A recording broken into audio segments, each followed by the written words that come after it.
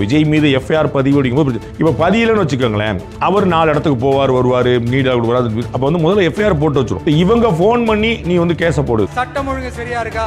GT Holidays presents Behind Roots Beyond the News with Rangaraj Pandey, powered by Medway Hospitals, Dr. Srivarma Ayur Tharum Ayurveda. Vijay அவர்களை சீமான் விமர்சிக்கிறார், ஸ்டாலினை விஜய் விமர்சிக்கிறார், மோடியை ஸ்டாலின் விமர்சிக்கிறார். நீங்க நல்லா புரிஞ்சுக்கிட்டீங்களா? அப்ப சீமான் அவர்கள் விஜய் விமர்சிக்கிறாள்னு போய் நிக்க கூடாது. நான் வந்து ஸ்டாலினுக்கான ஆல்டர்னேட் நான் தான், திமுக அதிமுகவை அம்பலப்படுத்தக்கூடிய நான் தான் சொல்லி சொன்னாங்கன்னா அவங்களுக்கான ஓட்டு கூடும். அவர் விஜய்க்கு எதிராக நின்னார்னா விஜய்க்கு ஓட்டு போடணுமா சீமானுக்கு ஓட்டு போடணும், அந்த வட்டம் சுருங்கிடும். தொடர்ந்து பார்க்க முடியுது அவர் திமுகவுக்கு எதிராக வந்து பேசுறது கொஞ்சம் கம்மியா இருக்கு. அதுவும் திரு மு.க. ஸ்டாலின் அவர்களும் சீமான் அவர்களும் சந்திச்ச பிறகு இது கம்மியா இருக்கு அப்படிங்கறதுனால தான் இதை நாங்க கேள்வி. விஜயை வீழ்த்துறதுக்கு இங்க யாரும் தேவையில்லை. இப்ப திமுக வீழ்த்துறது தான் அவங்களுக்கு முயற்சி பண்ணுறாங்க. அவங்க தான் ஆளுங்க. விஜய் அவங்க சீன்ல இல்லையே. இன்னும் சொல்ல போனா திமுக வீழ்த்துவதற்காக எய்தர் ஏடிஎம்கே பிஜேபி கூட்டணியில் சேருவதோ அல்லது விஜய் கூடவோ கூட்டணியில் சேருவதோ அவருக்கு நன்மை பேக்கும், சீட்டா கன்வெர்ட். பவுன்சர்ஸ் பிடிச்சி தள்ளி விட்டாங்க அப்படின்னு சொல்லி பெரம்பலூர்ல வந்து வழக்கு பதிவு பண்ணியிருக்காரு. எஸ்பி வந்து மீடியா முன்னாடி போட்டோக்கு போஸ்ட் கொடுக்குறாரு. மீடியாவோட அட்டென்ஷன் அவ்வளோ விஷயம் வந்துட்டு இருக்குங்கிறப்ப திமுக தலைமையிலிருந்து எடுக்கப்பட்ட ஒரு முடிவா இல்லை வந்து அங்க இருக்கிறவங்க திமுக தலைமையை வந்து சந்தோஷப்படுத்தணுங்கிறதுக்காக எடுக்கப்பட்ட ஒரு முடிவா, இது எப்படி எடுத்துக்கலாம் சார்? நடந்தது எல்லாரும் கண்ணால பார்த்துட்டாங்க. வீடியோ ப்ரூஃப் விஜய் அவரோட ரேம்ப்ல தான் அவர் ஏறாரு, பவுன்சர் தூக்கி போடுறாரு, கீழே விழுறாரு. வீடியோ ஃபுட்டேஜ் எல்லாத்தையுமே இருக்கு. ஸோ சம்பவம் நடந்தது உண்மையா இல்லையாங்கிறதுல குழப்பம் இல்லை. விஜய் இதுக்கு பொறுப்பாவார் ஆவாராங்கிற நீதிமன்றம் முடிவு பண்ண முடியும். பொதுமக்களுக்கு பாதுகாப்பு இருக்கா?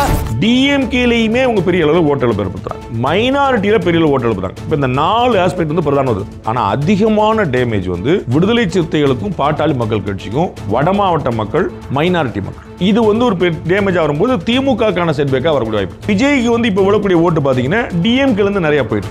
இப்ப நடக்கிற இந்த ஆட்சியினுடைய லட்சணத்தை பார்த்துக்கிட்டு நாம எப்படி சும்மா இருக்க முடியும்? GT Holidays presents Behind Roots Beyond the News with Rangaraj Pandey, powered by Medway Hospitals, Dr. Srivarma Ayur Tharum Ayurveda. கிட்டத்தட்ட ஒரு வாரம் ஆயிடுச்சு நீயோட பார்த்தோம் அப்படின்னா, இன்னும் வந்துட்டு டாக் ஆஃப் த டவுன் அப்படின்னு சொல்ற மாதிரி தொடர்ந்து வந்து சமூக வலைதளங்கள்ல இருக்கட்டும் இல்லை ஊடகத்துல இருக்கட்டும் ஒரு பேசு பொருளாவே இருக்கு அப்படிங்கிறத பார்க்க முடியுது. அதுக்கு காரணம் அவங்க இம்பாக்ட் கிரியேட் பண்ணியிருக்கிறாங்களா இல்லை இந்த சர்ச்சைகள் எதிர்கட்சிகள் கொடுக்குற ரியாக்ஷன்னால இந்த மாதிரி வந்துட்டு பேசு பொருளாவே? நோ டவுட் தட் அவர் இம்பாக்ட் கிரியேட் பண்ணியிருக்காரு. அதை நம்ம வந்து குறைச்சி மதிப்பிட முடியாது. ஆனால் அவர் ஒரு ஸ்டார். ஸோ அவரை பற்றின விவாதம் அரசியல் வட்டத்தில் மட்டும் இல்லாமல் சினிமா வட்டத்துலையும் போகுது. அதனால பொது வட்டத்துக்கு வந்துடுது. உங்களுக்கு புரியுங்களா? நார்மலாக நீங்கள் அரசியல்வாதிகள் நிறைய வேற காமன் மேன் வந்து அவர் யாருன்னு தெரியலையே, ஒரு ஏதோ மந்திரி போகிறாருன்னு நினைக்கிறேன்பாங்க. அவங்களெல்லாம் காமனாக. ஆனால் நடிகரை தமிழ்நாடு முழுக்க எல்லாருக்கும் தெரிஞ்சிடும். உங்களுக்கு புரியுங்களா? நீங்கள் விஜய்னா யாரும் எந்த விஜய்ங்க கிரிக்கெட் பிளேயர் முரளி விஜயான்னு கேட்க மாட்டாங்க. எல்லாருக்கும் இங்கே 8 கோடி பேருக்கு தெரிஞ்ச பேர் முகம் வந்து விஜய். அவர் சொன்னார்ல இந்த முகம் தான் கேண்டிடேட், இதுதான் சின்னம்னார்ல, அதுதான் அதோடைய பலம். அப்போ ஒரு நம்ம தமிழ்நாட்டில் இருக்கக்கூடிய ஒரு எம்எல்ஏவை ஒரு மினிஸ்டரை சில பேரால் கண்டுபிடிக்க முடியாது. உங்களுக்கு டக்குன்னு பார்த்தா ஒரு அப்படியா அப்படின்னு சொல்லி சொல்ல முடியாது. உங்களுக்கு மதிவானன் இருக்கிறாரு, ராஜேந்திரன் இருக்கிறாருன்னு அப்படியா இவரா அவரா அப்படின்னு கண்டுபிடி அவரா சாரி சார் அப்படின்னு சொல்லி சொல்லுவாங்க. அந்த முகம் வந்து புஷ் பண்ணப்பட்டதில்லை. ஆனால் இவருக்கு வந்து அது ஒரு பெரிய அட்வான்டேஜ், ரைட்டுங்களா? அப்போ இந்த மைய விவாத பொருளாக அவர் கட்டாயம் இருப்பார். ஏன்னா ஒன்று அரசியல் தளம், 2வது சினிமா தளம், அதன் மூலமாக பொதுத்தளம். அப்போ வந்து டாக் ஆஃப் த டவுன் ஆகிறது மீடியாக்கள் பூரா விரும்பும். அப்போ மீடியாக்கள் ஆட்டோமேட்டிக்காக பேசினா அது பேசு பொருளாகவே இருந்துகிட்டு இருக்கும். They will keep it alive. அது உயிரோடு வச்சிருப்பாங்க. அவ்வளோதான். மாநாடு தாக்கத்தை ஏற்படுத்திருக்கு, மாற்று கருத்து இல்லை. யாருக்கு இழப்புங்கிறதா $1 மில்லியன் கேள்வி. அவர் வந்து கட்டாயமாக ஒருத்தருக்கு ஸ்பாய்லராக இருப்பார், கட்டாயம் ஒருத்தருக்கு இலக்காக இருப்பார். 2016 மக்கள் நல கூட்டணின்னு ஒன்று இல்லாமல் இருந்துச்சுன்னா டிஎம்கே ஆட்சி வந்தாலும் வந்திருக்கலாம். மக்கள் நல கூட்டணி இருக்கும்போது அவங்க ஒரு 5% எடுக்கும்போது அந்த 5% உள்ளே தான் டிஃபரன்ஸில் வருது. ஏடிஎம்கே ஆட்சியை பிடிக்குது, டிஎம்கே ஆட்சி இழக்குது. ஸோ இவர் வந்து யாருக்கான ஸ்பாய்லராக வருவார்னு பார்க்குறோம். இவர் வந்து டிஎம்கேக்கான ஸ்பாய்லராக வர்றதுக்கான வாய்ப்புகள் அதிகம் தெரிகிறது. ஏன்னா சிறுபான்மை மக்கள் கொஞ்சம் கொஞ்சமாக அந்த பக்கம் திரும்புகிறாங்க. சிறுபான்மை மக்கள் வந்து they were not happy with DMK. அவர் ஆனால் ஆன்டி டிஎம்கே பொசிஷன் எடுக்கும்போது ஏடிஎம்கேயோட வாக்குகளும் அங்கே போகிறதுக்கு வாய்ப்பு இருக்குல்ல? ஏன்னா அதுதானே அங்கே வந்துட்டு அதிகமாக. நான் ஏற்கனவே சொன்னனால சுருக்கமாக மட்டும் சொல்கிறேன். எல்லாருடைய வாக்குகளையும் அவர் டேமேஜ் பண்ணுவார். அது வந்து ஒன்று. யாருக்கு அதிக பிரச்சனைன்னு நம்ம பார்க்குறோம். இவருடைய வாக்குகள் வந்து எல்லாருக்கும் போகும். பாஜகவுடைய ஓட்டு இவர் எடுக்கிறார். எப்படின்னா ஆல்டர்னேட்டிவ் விரும்பினவங்களில் வேறு வழி இல்லாமல் பாஜக போனவங்க இவர் வந்தோடனே ஒரு யாருமா இருப்பாங்க. எனக்கு வந்து பாஜக வேணுங்கிறதுல BJP is not my choice, but I don't like ADMK and DMK. அப்போ வந்து பிஜேபி பிகம் ஏ சாய்ஸ். அப்போ அந்த இடத்துல ஒரு ஹெசிடேஷன் இருக்கிறவங்களுக்கு வந்து விஜய் வந்து could B A better choice. இது ஒரு தரப்பு. ஆனால் ஃபுல்லாக இல்லை, அவங்களாம் ரொம்ப கம்மி டேமேஜ். ஏன்னா 2 பேரும் பேசிக்கே வேறு. இங்கேருந்து ஒருத்தர் போகிறவர் தான் போகாமல் நிற்பார். அவர் பிஜேபியோட ஓட்டர் இல்லை, எனக்கு ஏடிஎம்கே டிஎம்கே வேண்டாங்க, நான் வேறு வழி இல்லாமல் பிஜேபி போகலான்னு பார்த்தேன் அப்படின்னு நினச்சாங்க. இப்போ இல்லையே நான் இங்கேயே போயிடுறாங்க. அப்போ ஏற்கனவே அவங்க வரல, இப்போ பிஜேபிட்ட வரல, இங்கே போயிட போகிறாங்க. புரியுங்களா? இது ஒரு இதை மாதிரி எல்லா கட்சிக்கும் போகிறார். ஆனால் அதிகமான டேமேஜ் வந்து விடுதலை சிறுத்தைகளுக்கும் பாட்டாளி மக்கள் கட்சிக்கும் வட மாவட்டங்களுக்கும் நடக்குது. அதில் வந்து திமுக கூட்டணியில் இவர் 2 பேருமே அவங்க முயற்சி பண்ணுவாங்க.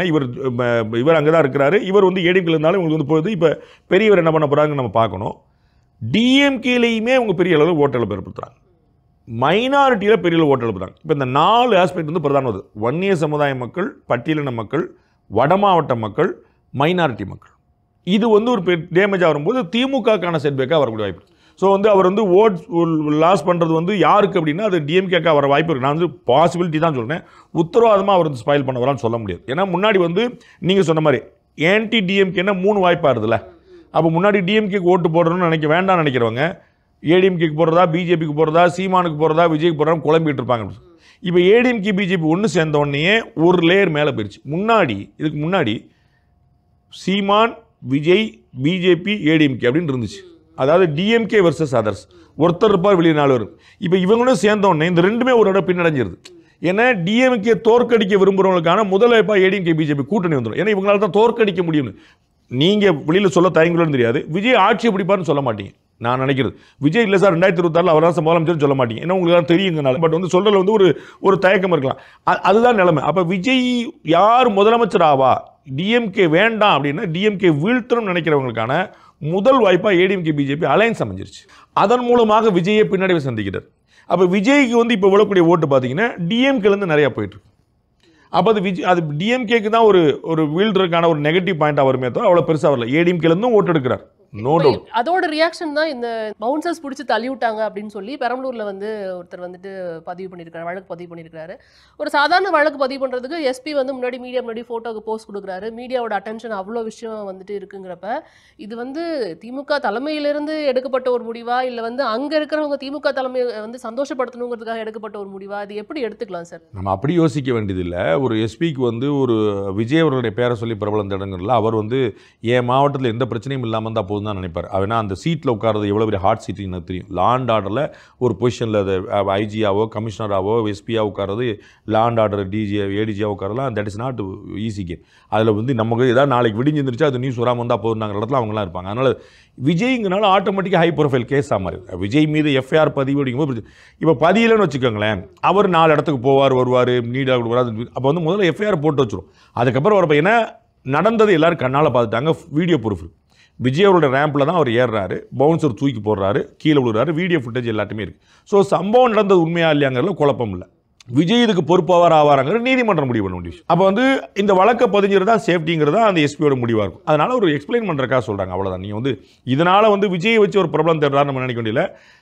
உதயநிதி ஸ்டாலின் ஃபோன் பண்ணி விஜய் மேலே கேஸ் போட்டு சொல்லியிருப்பாருன்னு நான் நினைக்கிறேன். இல்லை நான் வந்து ப்ராப்ளம் தேடுறாருங்கிறத தாண்டி இதுக்கு இவ்வளோ தூரம் இந்த விஷயத்துக்கு ஹைலைட் பண்ணுறாங்க. இப்போ அண்ணாமலை மீது வழக்கு போட்டுன்னு வச்சுக்கோங்களேன், டிஎம்கே தலைமை விரும்பும் ஒரு 10 கேஸ் போட்டு வைங்க, என்னைக்காவது நமக்கு பிரயோஜனப்படும் அப்படின்னு நினைப்பாங்க. அது வந்து ஏன்னா அது வந்து என்னைக்காக இருந்தாலும் பொட்டன்ஷியல் த்ரெட். பட் விஜய் அவர்களை வந்து இன்னும் அப்படி பார்க்க மாட்டாங்க. அவங்க வந்து அது அவ்வளோ தூரம், ஏன்னா அவர் வந்து சினிமாக்காரர் தான் அப்படிங்கிறனால வந்து ஒரு பெரிய அளவில் வந்து நம்ம பகைமை பாராட்டி சண்டை போட வேண்டிய அவசியம் இல்லைங்கனால 26க்கு பிறகு எப்படினாலும் மாறலாம், எல்லாம் திரும்பி ஒரு நட்பாகவும் கூட மாறலாம் அப்படிங்கிறனால அது வந்து ஒரு ஹோல்டில் வைப்பாங்க. ஸோ இவங்க ஃபோன் பண்ணி நீ வந்து கேஸை போடு அப்படின்னு சொல்லியிருக்க வாய்ப்பு இல்லைன்னு நினைக்கிறேன். இதில் வந்து குற்றம் வந்துட்டு வழக்கு தொடுத்தவர் வந்து இல்லவே இல்லை, அவங்க தரப்புல என்ன சொல்கிறாங்கன்னா இவங்க கிடையவே கிடையாது, வேற ஒருத்தர் தான் வந்துட்டு அந்த வீடியோவில் இருக்கிறவங்க இவங்க பொய்யா வழக்கு சித்தரிக்கிறாங்கிறப்ப ஆளுங்கட்சி மேலே ஆட்டோமேட்டிக்காக வந்துட்டு டைவர்ட் பண்றாங்க இந்த இஷ்யூவை. அதை எப்படி நம்ம எடுத்துக்கலாம் அப்படிங்கறதனால கேட்கிறேன் நான்.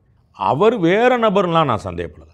அப்படி எனக்கு வந்து கேஸ் போட்டவர் வேற இவர் வேறலாம் நான் நினைக்கல. அது அவர் தான் கேஸ் போட்டிருக்காரு நான் நம்புறேன். என்னுடைய பர்சனல் அவர் கேஸ் போட்டிருக்காரு. ஆனா வந்து வீடியோல இருந்தது நான் தான் சொல்லிட்டு இன்னொருத்தர் வந்திருக்காரு விழுப்புரம் மாவட்டத்துல இருந்து. அது அப்படி நான் நினைக்கல. அவர் தான் கேஸ் போட்டிருப்பாருன்னு நினைக்கிறேன். அது வந்து பின்னாடி ப்ரூவ் பண்ணி பார்த்துருப்பேன். என்ன அது வந்து ஒன்றும் குழப்பம் இல்லை. அது காமனாக நிறைய பேர் அப்படி இருப்பாங்க. ஸோ அவர் தானே இவர் தானே எனக்கு டவுட் வரல. பட் அது நீதிமன்றத்தில் ப்ரூவ் பண்ணுவாங்க. அதில் வந்து ப்ரூவ் பண்ணாமல் ஒன்று நடந்துட போகிறது இல்லை. ஸோ அவரே இல்லைங்கிற விஜய் தரப்பில் சேலஞ்ச் பண்ணுவாங்கல்ல, இவர் விழல விழலைங்க வேற ஒருத்தர் விழுந்தாருன்னு பண்ணுவாங்களா? அதில் ஒரு பெரிய ப்ராப்ளம். அது இன்னொரு விஷயம் தொடர்ந்து பார்க்க முடியுது, திரு சீமான் அவர்கள் இன்னும் தொடர்ந்து தன்னோட எதிர்ப்பு விஜய் அவர்களுக்கு எதிராக பதிவு பண்ணிட்டே இருக்கிறாருங்கிறத பார்க்க முடியுது. இதை எப்படி எடுத்துக்கலாம் நம்ம? ஏன்னா அவரை பற்றி அவர் பேசவே இல்லை மேடையில், தொடர்ந்து வந்து எதிர்ப்பு கருத்து தெரிவிச்சிட்டு இருந்தாலும் அவர் வந்து நாம் தமிழர் கட்சி குறித்தோ திரு சீமான் அவர்கள் குறித்தோ எதுவுமே பேசலைங்கிறத பார்க்க முடியுது. ஆனால் தொடர்ந்து இப்பயும் வந்து அவர் எதிர்த்து அவருடைய அரசியல் வியூகத்தை அவர் தான் வகுக்கணும். ஆனால் ஒரு தம்பியாக நம்ம வந்து என்ன சொல்லணும்னா அதை விட்டுட்டு அவர் டிஎம்கே ஃபோக்கஸ் பண்ணணும்னு நான் சொல்லுவேன். அது வந்து ஏன்னா இதில் ஒரு கெட்டிக்காரத்தன நெரேட்டிவ் இருக்குது. நான் ஏற்கனவே சொல்லியிருக்கிறேன். விஜய் அவர்களை சீமான் விமர்சிக்கிறார், ஸ்டாலினை விஜய் விமர்சிக்கிறார், மோடியை ஸ்டாலின் விமர்சிக்கிறார். நீங்கள் நல்லா புரிஞ்சுக்கிட்டீங்களா? எப்பயுமே நடக்கக்கூடிய விஷயம். ஏன் ஸ்டாலின் ஏன் வந்து நயினார் நாகேந்திரன் விமர்சிக்க மாட்டாருன்னு நீங்கள் புரிஞ்சுக்கணும். உங்களுக்கு புரியல. ஏன் மோடிட்ட போய் நிற்கிறார் போகணும். அப்போ எனக்கு மேலே வச்சிருக்கும் போது அதுக்கான ஆல்டர் மோடியா லேடியான்னு ஜெயலலிதா கேட்டாங்க பார்த்தீங்கன்னா, அதான் நெரேட்டிவ். எனக்கு மேலே ஒன்று பார்க்கும்போது என்ன நினைக்கிற மக்கள், அப்பா அந்த அம்மா வந்து 2014 ஆட்சிக்கு வந்துருச்சு, 2014 ஜெயிச்சதுன்னா வந்து ஆட்சியை பிடிச்சாலும் பிடிச்சிரும், மோடியா லேடியாக கிடச்சி ஏற்கனவே அப்போ வந்துடும் ஜெயிச்சோன்னு 37 எம்எல்ஏ அவங்க வந்து நிற்குது, ஒண்டியாக வந்து நிற்கிறாங்க. உங்களுக்கு புரியுங்களா? அந்த நெரேட்டிவ் கான்ஃபிடன்ஸை கொடுக்குறது. அப்போ விஜய் அவர்கள் ஸ்டாலினுக்கு எதிரான ஆள் நான், மோடியை வந்து விமர்சனம் பண்ணுற ஆள் நான் தன்னை முடிஞ்சுடுவேன். அப்போ சீமான் அவர்கள் விஜய் விமர்சிக்கிற ஆள்னு போய் நிற்கக்கூடாது. நான் வந்து ஸ்டாலினுக்கான ஆல்டர்னேட் நான் தான், திமுக அதிமுகவை அம்பலப்படுத்தக்கூடிய நான் தான் சொல்லி சொன்னாங்கன்னா அவங்களுக்கான ஓட்டு கூடும். அவர் விஜய்க்கு எதிராக நின்னார்னா விஜய்க்கு ஓட்டு போடணுமா சீமானுக்கு ஓட்டு போடணும், அந்த வட்டம் சுருங்கிடும். திமுகவுக்கு ஆல்டர்னேட்டிவ் நான், திமுகவை வீழ்த்தக்கூடிய வல்லமை எனக்கு இருக்குன்னு நிப்பாட்டினார்னா திமுகவுக்கு ஓட்டு வேணுமா வேண்டாமாங்கிறவங்களே சாய்ஸாக அவர் மாற வாய்ப்பு உண்டு. அவர் வந்து விஜய்க்கு ஓட்டு போடணுமா இல்லைன்னா விஜய்க்கு ஓட்டு போகிற ஒரு பேச்சுக்கு ஒரு 10% வச்சுக்கோங்களேன், ஒரு 10-15% வச்சுக்கோங்களேன், அந்த 15க்குள்ளே தான் உங்களுக்கு எடுக்க முடியும். நீங்கள் ஏற்கனவே 8 எடுத்து வச்சுருக்கீங்க. அப்போ அது கூட போகிறதில்ல, அப்போ குறையறதுக்கான ஆபத்து இருக்குது. அப்போ நீங்கள் வந்து 30-40 வச்சிருக்கக்கூடிய டிஎம்கேல கை வச்சிங்கன்னா உங்களுக்கு 8 வந்து 10-11 வரக்கூடிய. அப்போ அண்ணன் வந்து ஃபோக்கஸை விஜய் பற்றி நான் பேசுவதில்லை. அவர் வந்து ஆளுங்கட்சியில் இல்லை. அவர் வந்து இருந்தாலும் இல்லாட்டாலும் எனக்கு வந்து என் தம்பி. அவர் வந்து இப்போ அரசியல் இருக்கிறாரா சினிமாவில் இருக்கிறாராங்கிறது அது என் தம்பி. அது ஓரமாக வச்சுருங்க. அவங்க பண்ணுறதெல்லாம் ஓரமாக வச்சுருங்க. நான் இந்த பக்கம் போகிறேன்னு போகணும். இவங்க பத்திரிக்காரங்க தான் இழுப்பாங்க. ஏன்னா விஜய்ங்கிறது கண்டென்ட், டைட்டில், தம்ப்நெயில். அதனால் அவங்க இழுப்பாங்க. அதை விடுங்க, நீங்கள் அடுத்து பேசுங்க, நான் திமுக பற்றி பேச விரும்புகிறேன் அப்படின்னு சொல்லி பேசினாருன்னா அது சரியாக வந்து தொடர்ந்து பார்க்க முடியுது. அவர் திமுகவுக்கு எதிராக வந்து பேசுறது கொஞ்சம் கம்மியாக இருக்குது. அதுவும் அந்த சந்திப்புக்கு அப்புறம் ரொம்ப கம்மியாக இருக்குங்கிறதுனால தான் இந்த கேள்வி முன்னாடி நான் வச்சேன். திரு மு.க. ஸ்டாலின் அவர்களும் சீமான் அவர்களும் சந்திச்ச பிறகு இது கம்மியாக இருக்குது அப்படிங்கிறதுனால தான் இதை நான் அந்த கேள்வி. அதில் பூடகமாக யூகமாக நிறைய பேர் சொல்கிறாங்க. அதுக்குள்ளே நான் போக மாட்டேன் எப்பயுமே. அண்ணன் வந்து வேறு கணக்கு. நமக்கு அந்த யூகத்துக்குள்ளேயும் பூடகத்துக்குள்ளேயும் நான் போகலை.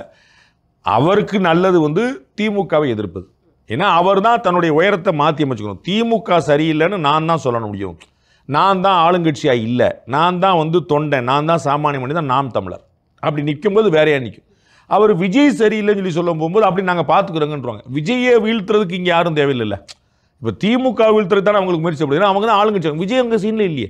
அப்போ வந்து அவர் அந்த இடத்துல இல்லாத போது விஜய் கூட ஒருத்தர் சண்டை போட்டுக்கிறாருன்னா அது ஏதோ பர்சனல் டிரைவில் நினைப்பாங்க. அவர் வந்து இன்னும் சொல்ல போனால் திமுகவை வீழ்த்துவதற்காக எய்டர் ஏடிஎம்கே பிஜேபி கூட்டணியில் சேருவதோ அல்லது விஜய் கூடவோ கூட்டணியில் சேருவதோ அவருக்கு நன்மை பயக்கும், சீட்டாக கன்வெர்ட் ஆகும். அது வந்து அது எந்த பக்கம்னாலும் முடிவு எடுக்கலாம். ஆனால் அவர் அலையன்ஸாக நின்னார், ஒரு பக்கம் நின்னாருன்னா அது வந்து ஏடிஎம்கே அலையன்ஸில் போயோ இல்லாட்டி விஜய் அலையன்ஸில் போய் நின்னாருன்னா அவருக்கு சீட்டாக பெருசாக convert, it will work hugely, பெருசாக ஒர்க் ஆகும். அப்போ இப்போ ஒரு பேச்சுக்கு ஏடிஎம்கே அலையன்ஸில் போய் நிற்கிறாருன்னு வச்சுக்கோங்களேன். திரு எடப்பாடி பழனிசாமி முதலமைச்சருங்கிற ஒரு முகம், பிஜேபி நயினார் நாகேந்திரன் பிஜேபிங்கிற ஒரு சென்ட்ரல் கவர்மெண்ட் முகம் மோடி உட்பட கொண்டு வந்து நிற்பாடலாம். அண்ணாமலை போன்ற பிரச்சாரர்கள் அங்கே சீமானும் போய் சேர்றாருன்னா வேறு மாதிரி நிற்கும், அதிரி புதிரியாக போய் நிற்கும். அந்த கேமே உங்களுக்கு வேறையாக நிற்கும். நடக்குமா இல்லைன்னு எனக்கு தெரியாது. விஜய் கூட போய் சேர்ந்துறான்னு வச்சுங்க ஒரு பேச்சுக்கு, அப்போ வந்து ரைட் ஆல்டர்னேட்டிவ்னு போய் நிற்கும். ஆமாப்பா டிஎம்கே ஏடிஎம்கே வேண்டான்னு நினைக்கிறவங்களுக்கெல்லாம் ஒற்றை வாய்ப்பு, அதில் ஒரு ஸ்பிளிட் இல்லாமல் இருக்கும். ஏன்னா விஜய்க்கும் சீமானுக்கும் பகை கிடையாது. இந்த திராவிடங்கிற ஒரு வார்த்தையை தவிர அதை ஓரமாக வச்சுருந்தா என்ன என்ன கெட்டு அது அப்புறம் பார்த்துக்கலாம். நீங்கள் எல்லாத்தையுமே நீங்கள் வந்து தீர்வு பண்ணி இப்பயே சொல்லணுங்கிற அவசியம் இல்லை. நீங்கள் யார் முதலமைச்சருங்க ஜெயிச்சுடுவாங்கப்பா பார்த்துக்கிறோங்கிறது. இப்போ ஏடிஎம்கே பிஜேபியில் கூட்டணி ஆட்சி சொன்னாங்கல்ல, அவங்களுக்கு அதான பதில். ஜெயிச்சுட்டு வாங்க, அப்புறம் கூட்டணி ஆட்சியால் ஜெயிக்காத ஒரு கட்சிக்கு நீங்கள் பேர பேசி அப்போ நீங்கள் ஜெயிச்சிட்டீங்கன்னா கேம் இஸ் வென்டல் டிஃபரன்ட். அப்போ இன்னைக்கு நீங்கள் என்ன பண்ணணும், 234 தொகுதியில் எவ்வளோ அடிக்க முடியும் அதை பார்க்கணும். அதிமுகவும் பாஜக அதை சிந்திக்கணும். இதில் நம்ம துணை முதலமைச்சர் கிடைப்பாங்களா, ஆட்சியில் பங்கு கிடைப்பாங்களா, என்டிஏ ஆட்சியா ஏடிஎம்கே ஆட்சியா, அது இப்போ இல்லை. திமுக வீழ்த்துறோம், ஏடிஎம்கே பிஜேபி ஆட்சி உள்ளே கொண்டு வரும் அவங்க சொன்ன இடி. அதுக்கப்புறம் யாருக்கு என்ன எவ்வளோ சீட் அதெல்லாம் நிறைய பதில். அது டைவர்ஷன் இருக்கக்கூடாது. அதே தான் இவர் சீமான் வந்து அங்கே சேர்ந்தாருன்னு இவங்க உள்ளே வந்துட்டாங்கன்னு வச்சுக்கோங்க, அது முதல்ல பிம்பம் பெருசாக கட்டவே விஜயும் நீங்கள் எல்லாருமே மாற்றிடுங்க அப்படின்னு நினைப்பாட. ஆஹா இது சூப்பராக இருக்குது அப்படின்னு சொல்லிட்டு. ஏன்னா ஏடிஎம்கே டிஎம்கே வேண்டாங்கிறவருக்கான ரைட் ஆல்டர்னேட்டிவாக மாறி நிற்கும். அதை அவர் செய்யலைன்னு நம்ம ஒன்றும் செய்யறதுல. இந்த 2 வாய்ப்பு எடுத்தாருன்னா அது ரொம்ப புறமாக இருக்கும். அவர் விஜயை பகை பாராட்டுவதை விட விஜயை நட்பாய்க்கிறதோ அல்லது அதிமுக நட்பாகிறதோ சரியாக இருக்கும். நிறைவா ஒரு கேள்வியோடு முடிக்கணும்னு நினைக்கிறேன். தொடர்ந்து வந்து விஜய் அவர்களை சுற்றி சுற்றி தான் ஊடகமும் செய்தி அமைக்கிறத பார்க்க முடியுது. இங்க மக்கள் பிரச்சனைகளை விவாதிக்க தயங்குகிறார்களா இல்ல என்ன ஓட்டம் பின்னோட்டம் ஊடகங்களை நம்பி யாராவது ஜெயிச்சிடலாம்னு நினைச்சாங்கன்னா அவர்களுக்கு வந்து கமல்ஹாசன் தான் ஒரு உதாரணம். கமல்ஹாசன் அவர்கள் கட்சி ஆரம்பிக்க போறேன்னு சொன்ன போதும் ஜெயலலிதா அவர்களுடைய மறைவுக்கு பிறகும் அவர் ஒரு ட்வீட் போட்டாருன்னா பிரேக்கிங் நியூஸ் தான். நாங்கள்லாம் விவாதம் பண்ணிக்கிட்டு இருப்போம். விவாதம் பண்ணும்போதே மூஞ்சில் டமால் அடிச்சு பிரேக்கிங் போட்டுவாங்க. என்னங்க பிரேக்கிங் டிபேட் பண்ணிட்டு போது கமல் ஒரு ட்வீட் போட்டிருக்காருங்க அப்படி போட்டு அப்படி கமல்கள் ஓடிச்சு. அப்புறம் என்ன பண்ணாங்கன்னு எல்லாருமே பார்த்தோம். ஊடகங்கள் வந்து அடுத்த ஒரு ஆளை தேடி போயிடுவாங்க. ரஜினிகாந்த்பாங்க, இல்லைன்னொன்னே கமல்பாங்க, இல்லைன்னே விஜய்பாங்க, இல்லைன்னொன்னே இன்னொருத்தர் இப்படியே போயிடுவாங்க. அவங்க வந்து ஸோ ஊடகங்கள் நமக்கு சப்போர்ட் பண்ண நினைச்சாருன்னா விஜய் வந்து ஏமாந்துடும். அவர் நினைக்கலன்னு நினைக்கிறேன். சிரஞ்சீவி கம்பாரிசன் நரேட்டிவ்லாம் வந்து உண்மையாயிரும். சிரஞ்சீவி கம்பாரிசன்ல இருந்து விஜயகாந்த் கம்பாரிசன்ல இருந்து எல்லாத்தையுமே திரு விஜய் மைண்டில் வச்சுக்கணும். கூட்டம் வேறு ஓட்டு வேறுன்னு தெரிஞ்சுக்கணும். விஜய் அவர் வந்து ஒரு முழு நேர அரசியல்வாதி. எம்ஜிஆர் மாதிரி கிடையாது. இப்போ எம்ஜிஆர் ஆக விரும்புகிறார். நம்ம வரலாறு திரும்புறன்னு சொல்கிறார்ல 67 ஆட்சியை பிடிச்ச அண்ணா பெரியாருடைய பாசறையில் படித்தவர். அரசியல் தெரியும், நுணுக்கம் தெரியும். பெரியாருடைய டிபேட் பண்ணுற இடத்துல இருந்தவர். தொடர்ந்து நின்று 57, 62, 67 மூணாவது தேர்தலில் ஆட்சி பிடிக்கிறார். எம்ஜிஆர் அதே திராவிட முன்னேற்ற கழகத்தின் பொருளாளர், தேர்ட் டாப்பஸ்ட் பொசிஷன், தலைவர், பொதுச்செயலாளர், பொருளாளர், மூணாவது பதவி. கலைஞர் இருந்த பதவி. அந்த இடத்துல வந்து அவர் நிற்கிறார் அப்படின்னா அவர் வந்து சினிமாக்காரரா இல்லை, அரசியல் அனுபவம். சட்டமன்றத்தில் நின்றுருக்கிறாரு. கலைஞரை முதலமைச்சராக்குனால அவருக்கு ஒரு பங்கு உண்டுன்னு எல்லாருக்கும் தெரியும். உங்களுக்கு அண்ணாவுக்கு பிறகு நடத்துல அப்போ அவர் வந்து top level bottom level master. அண்ணா பேசிட்டு இருக்கும் போதே திமுக மாநாட்டுக்கு அவர் போவார். அண்ணா பேசிட்டு இருக்கும் போதே தேனீக்கள் கூட்டம் போல போகுமா எம்ஜிஆரை தேடி. எம்ஜிஆர் அப்போ உள்ள வர சினிமா முடிச்சு வருவார், ஷூட்டிங் முடிச்சு வருவார். அண்ணா பேசிட்டு இருப்பார். எம்ஜிஆர் உள்ள என்ட்ரி ஆறாருன்னா கூட்டம் அப்படியே ஓடும். அண்ணா ரசிப்பார். என்ன நமக்கு தானே பிள்ளைன்னு. அப்போ அண்ணாவையும் எம்ஜிஆரையும் ஆகணுங்கிறது அவ்வளோ சுலபமான விஷயம் அல்ல. அப்போ கீழே கிரவுண்டு கனெக்ட் வேணும். மீடியாவை நினச்சிருந்தாங்கன்னா மீடியா பொசுக்குன்னு விட்டுட்டு அடுத்த ஆளை பார்க்க போயிடுவாங்க. அதுக்கு தான் அவர் சிரஞ்சீவியை கம்பேர் பண்ணணும். அதுக்கு தான் அவர் விஜய் பண்ண. சிரஞ்சீவி கூடாத கூட்டமா இதே போல 2 கையும் அகட்டி, இதே போல வெள்ளச்சட்டை காக்கி பேண்ட் போட்டு அப்படி தான் பவன் கல்யாண் வந்தார், அப்படி தான் விஜயகாந்த் வந்தார், அப்படி தான் சிரஞ்சீவி வந்தார். என்ன ஆச்சுன்னு பார்க்கணும். அப்போ வந்து மாடல் எடுத்துக்கிறதுக்கு வந்து நிறைய விஷயங்கள் இருக்கு. அவங்க புரிஞ்சுக்கிறது. GT Holidays presents Behind Woods Beyond the News with Rangaraj Pandey, powered by Medway Hospitals, Dr. Srivarma Ayul Tharum Ayurveda. GT Holidays presents Behind Woods Beyond the News with Rangaraj Pandey, powered by Medway Hospitals, Dr. Srivarma Ayul Tharum Ayurveda.